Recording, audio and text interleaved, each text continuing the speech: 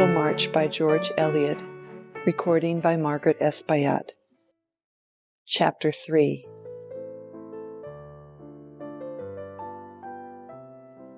Say, goddess, what ensued when Raphael, the affable archangel, Eve, the story heard attentive, and was filled with admiration and deep muse to hear of things so high and strange.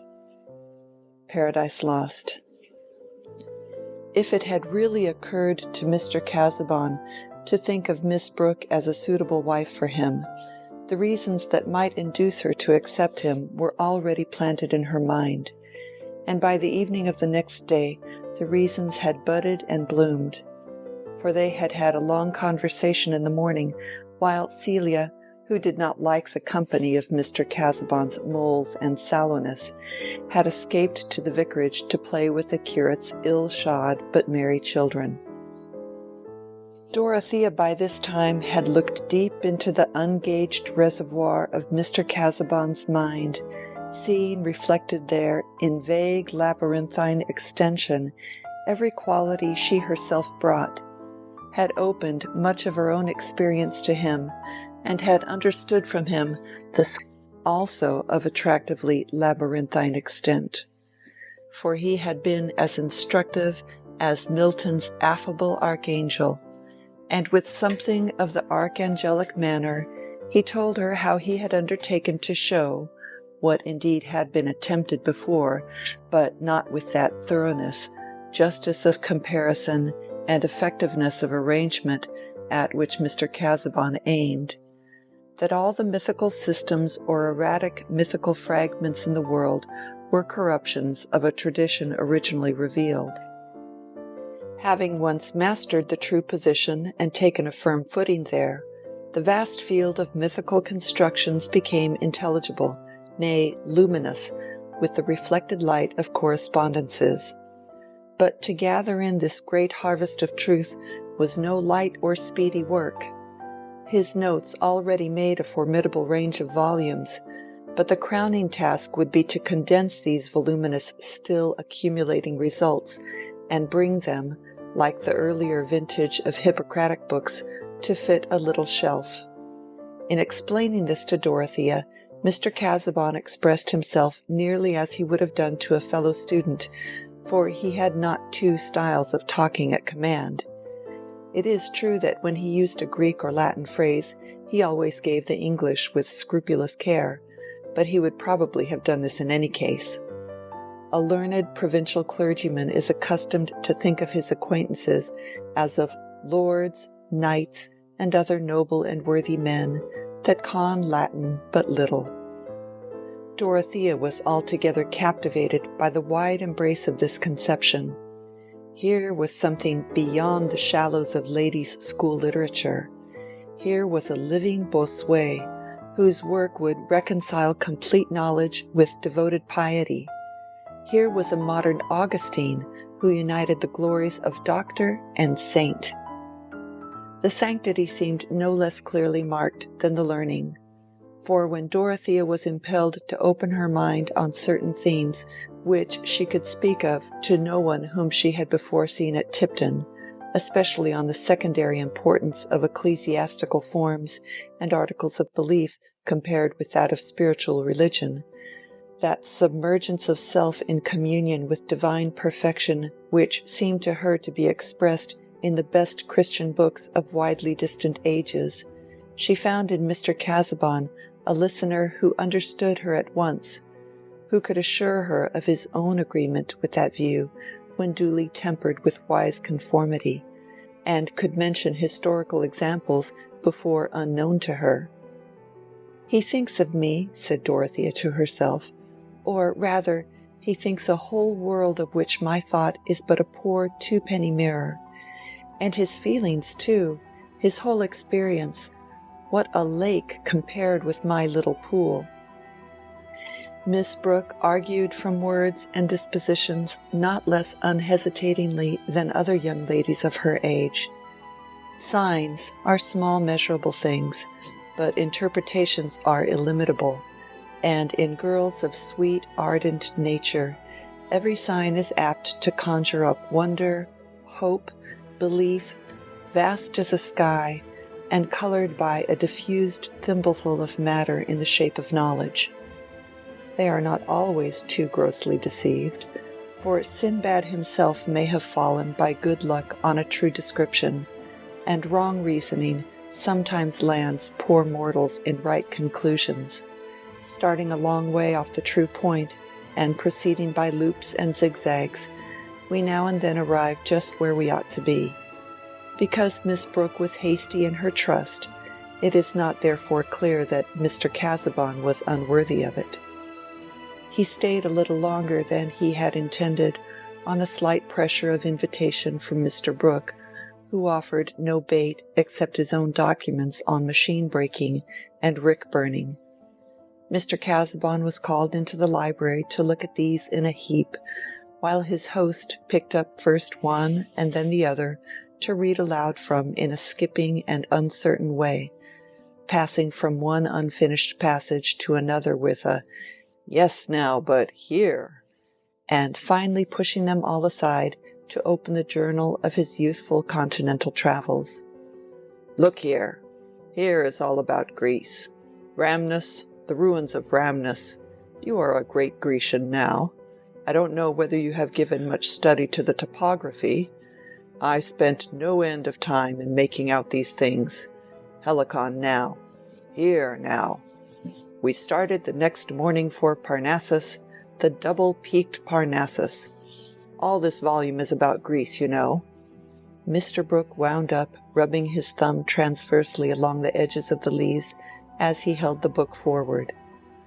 Mr. Casaubon made a dignified, though somewhat sad audience, bowed in the right place, and avoided looking at anything documentary as far as possible, without showing disregard or impatience, mindful that this desultoriness was associated with the institutions of the country, and that the man who took him on this severe mental scamper was not only an amiable host, but a landholder and custos rotulorum. Was his endurance aided also by the reflection that Mr. Brooke was the uncle of Dorothea? Certainly he seemed more and more bent on making her talk to him, on drawing her out, as Celia remarked to herself, and in looking at her, his face was often lit up by a smile like pale wintry sunshine. Before he left the next morning, while taking a pleasant walk with Miss Brooke along the gravelled terrace, he had mentioned to her that he felt the disadvantage of loneliness, the need of that cheerful companionship with which the presence of youth can lighten or vary the serious toils of maturity. And he delivered this statement with as much careful precision as if he had been a diplomatic envoy whose words would be attended with results. Indeed, Mr. Casaubon was not used to expect that he should have to repeat or revise his communications of a practical or personal kind. The inclinations which he had deliberately stated on the 2nd of October, he would think it enough to refer to by the mention of that date, judging by the standard of his own memory, which was a volume where a vide supra would serve instead of repetitions, and not the ordinary long-used blotting book which only tells of forgotten writing. But in this case Mr. Casaubon's confidence was not likely to be falsified, for Dorothea heard and retained what he said with the eager interest of a fresh young nature to which every variety in experience is an epoch. It was 3 o'clock in the beautiful breezy autumn day when Mr. Casaubon drove off to his rectory at Lowick, only 5 miles from Tipton, and Dorothea, who had on her bonnet and shawl, hurried along the shrubbery and across the park that she might wander through the bordering wood with no other visible companionship than that of Monk, the great St. Bernard dog, who always took care of the young ladies in their walks. There had risen before her the girl's vision of a possible future for herself to which she looked forward with trembling hope, and she wanted to wander on in that visionary future without interruption. She walked briskly in the brisk air, the color rose in her cheeks, and her straw bonnet, which our contemporaries might look at with conjectural curiosity as at an obsolete form of basket, fell a little backward. She would perhaps be hardly characterized enough if it were omitted that she wore her brown hair flatly braided and coiled behind so as to expose the outline of her head in a daring manner at a time when public feeling required the meagreness of nature to be dissimulated by tall barricades of frizzed curls and bows, never surpassed by any great race except the Fijian. This was a trait of Miss Brooke's asceticism. But there was nothing of an ascetic's expression in her bright full eyes as she looked before her, not consciously seeing, but absorbing into the intensity of her mood the solemn glory of the afternoon with its long swathes of light between the far-off rows of limes whose shadows touched each other. All people, young or old, that is, all people in those ante-reform times, would have thought her an interesting object if they had referred the glow in her eyes and cheeks to the newly awakened ordinary images of young love. The illusions of Chloe about Strephon have been sufficiently consecrated in poetry, as the pathetic loveliness of all spontaneous trust ought to be. Miss Pippin adoring young Pumpkin, and dreaming along endless vistas of unwearying companionship, was a little drama which never tired our fathers and mothers, and had been put into all costumes. Let but Pumpkin have a figure which would sustain the disadvantages of the short-waisted swallowtail, and everybody felt it not only natural, but necessary to the perfection of womanhood, that a sweet girl should be at once convinced of his virtue, his exceptional ability, and above all, his perfect sincerity. But perhaps no persons then living, certainly none in the neighborhood of Tipton, would have had a sympathetic understanding for the dreams of a girl whose notions about marriage took their color entirely from an exalted enthusiasm about the ends of life, an enthusiasm which was lit chiefly by its own fire, and included neither the niceties of the trousseau, the pattern of plate, nor even the honors and sweet joys of the blooming matron.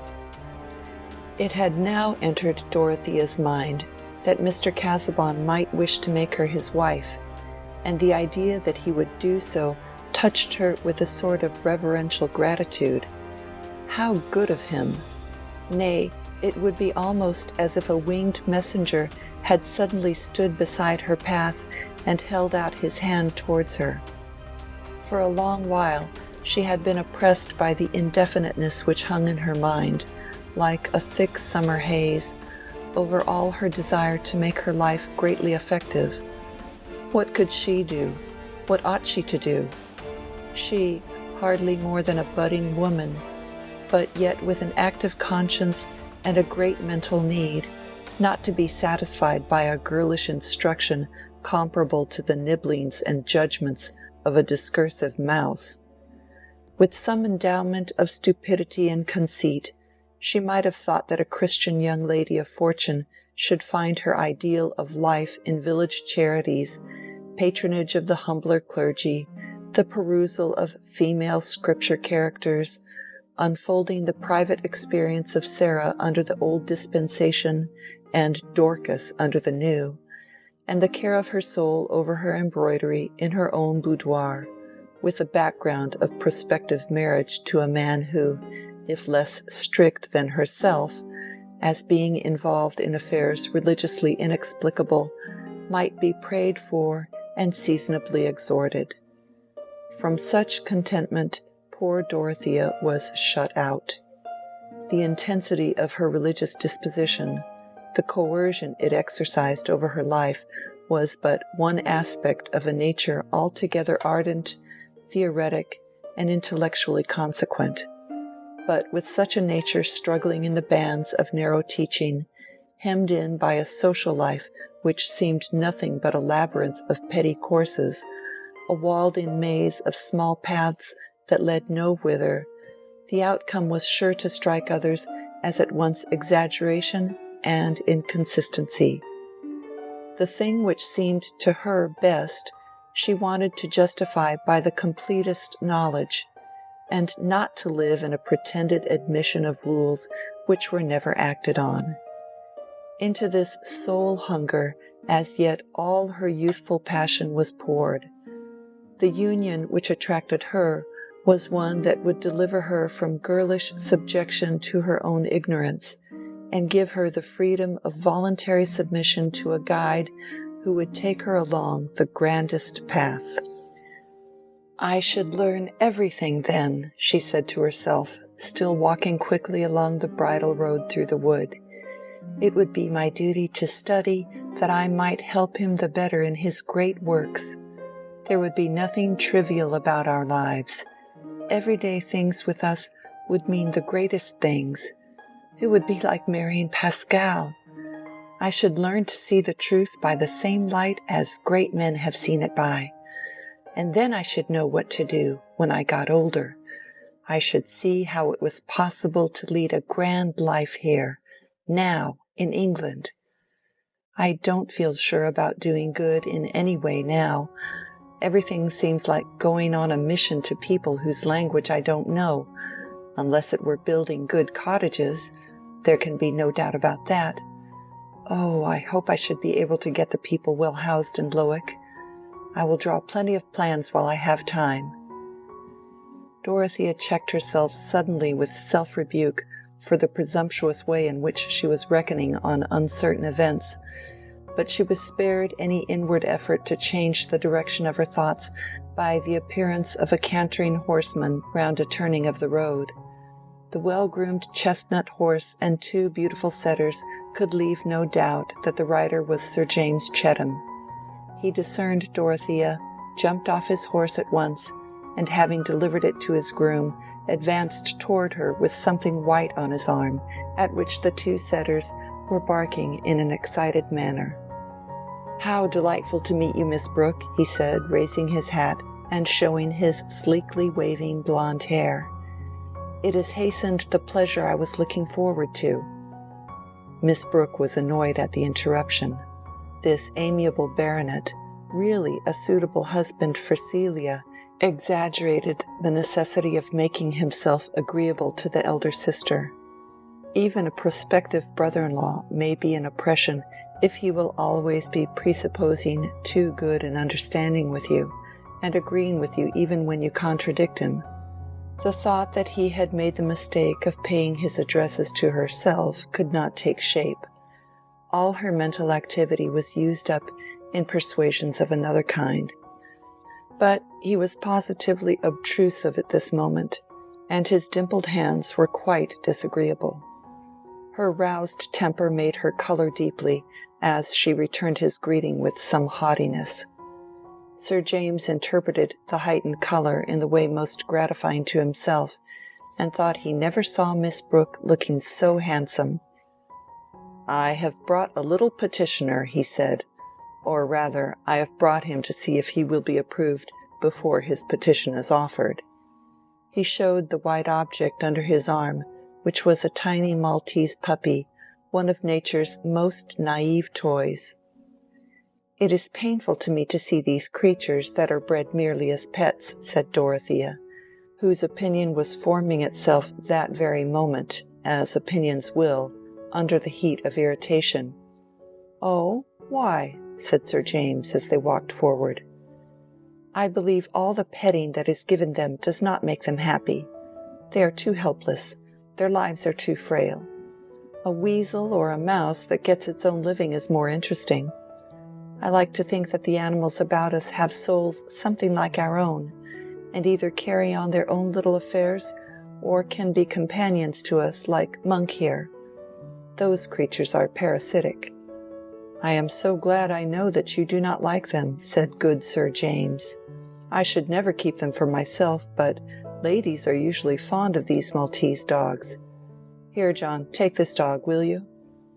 The objectionable puppy, whose nose and eyes were equally black and expressive, was thus got rid of, since Miss Brooke decided that it had better not have been born. But she felt it necessary to explain. You must not judge of Celia's feeling from mine. I think she likes these small pets. She had a tiny terrier once, which she was very fond of. It made me unhappy because I was afraid of treading on it. I'm rather short-sighted. You have your own opinion about everything, Miss Brooke, and it is always a good opinion. What answer was possible to such stupid complimenting? Do you know, I envy you that, Sir James said, as they continued walking at the rather brisk pace set by Dorothea. I don't quite understand what you mean. Your power of forming an opinion. I can form an opinion of persons. I know when I like people, but about other matters, do you know, I have often a difficulty in deciding.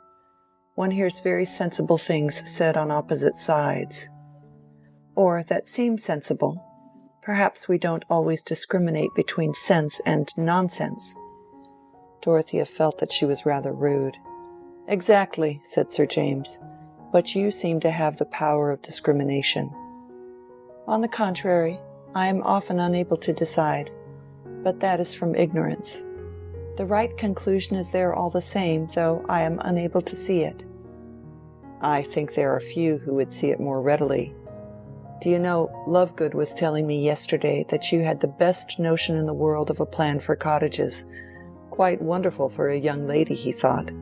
You had a real genius, to use his expression. He said you wanted Mr. Brooke to build a new set of cottages, but he seemed to think it hardly probable that your uncle would consent.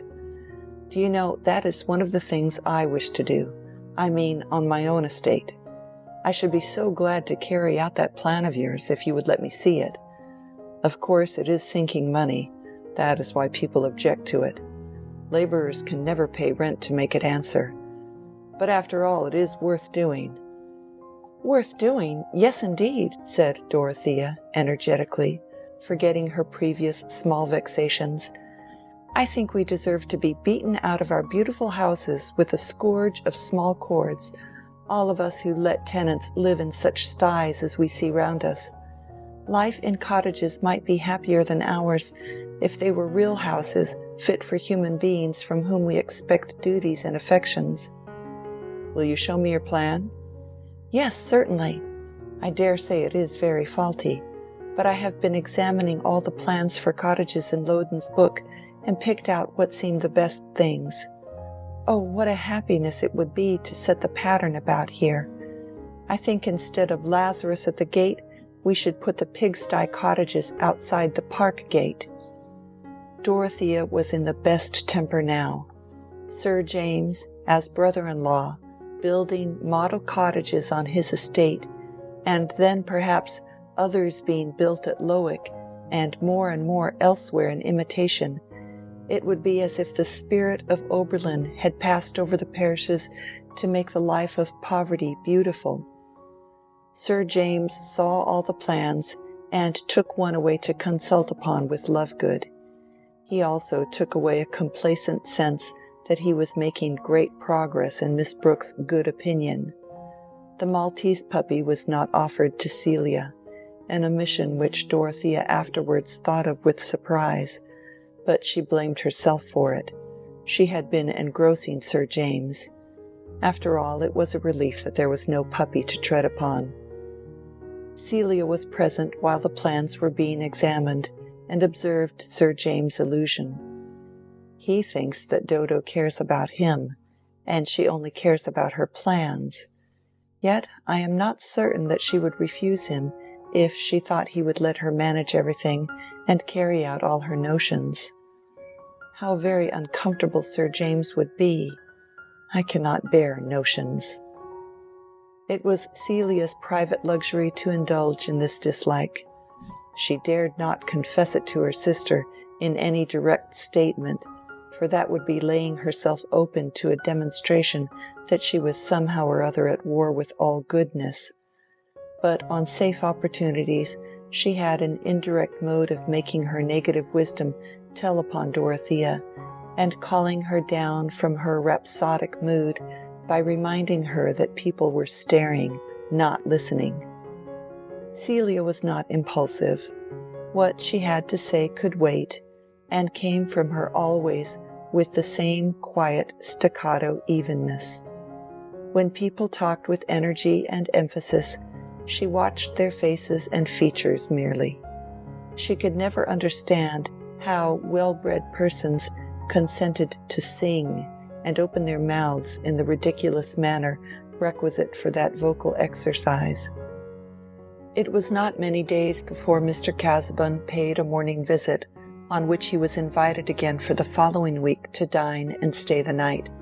Thus Dorothea had 3 more conversations with him, and was convinced that her first impressions had been just. He was all she had at first imagined him to be. Almost everything he had said seemed like a specimen from a mine, or the inscription on the door of a museum which might open on the treasures of past ages, and this trust in his mental wealth was all the deeper and more effective on her inclination, because it was now obvious that his visits were made for her sake. This accomplished man condescended to think of a young girl, and take the pains to talk to her, not with absurd compliment, but with an appeal to her understanding, and sometimes with instructive correction. What delightful companionship! Mr. Casaubon seemed even unconscious that trivialities existed, and never handed round that small talk of heavy men which is as acceptable as stale bride cake brought forth with an odor of cupboard. He talked of what he was interested in, or else he was silent and bowed with sad civility. To Dorothea this was adorable genuineness and religious abstinence from that artificiality which uses up the soul in the efforts of pretense.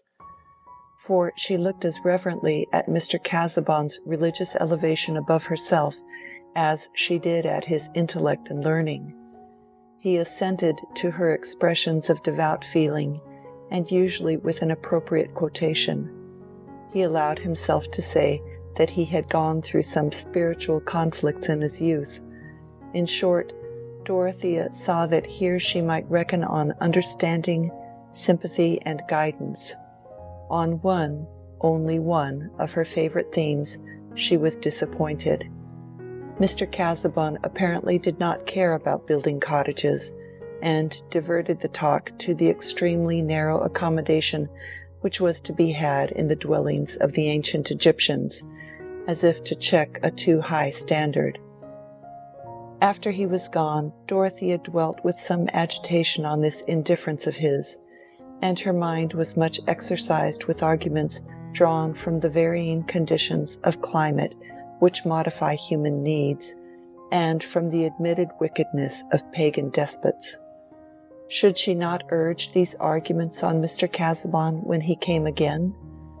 But further reflection told her that she was presumptuous in demanding his attention to such a subject. He would not disapprove of her occupying herself with it in leisure moments, as other women expected to occupy themselves with their dress and embroidery, would not forbid it when Dorothea felt rather ashamed, as she detected herself in these speculations. But her uncle had been invited to go to Lowick to stay a couple of days. Was it reasonable to suppose that Mr. Casaubon delighted in Mr. Brooke's society for its own sake, either with or without documents? Meanwhile, that little disappointment made her delight the more in Sir James Chetham's readiness to set on foot the desired improvements. He came much oftener than Mr. Casaubon, and Dorothea ceased to find him disagreeable since he showed himself so entirely in earnest, for he had already entered with much practical ability into Lovegood's estimates, and was charmingly docile. She proposed to build a couple of cottages, and transfer 2 families from their old cabins, which could then be pulled down, so that new ones could be built on the old sites. Sir James said exactly, and she bore the word remarkably well. Certainly these men, who had so few spontaneous ideas, might be very useful members of society under good feminine direction, if they were fortunate in choosing their sisters-in-law.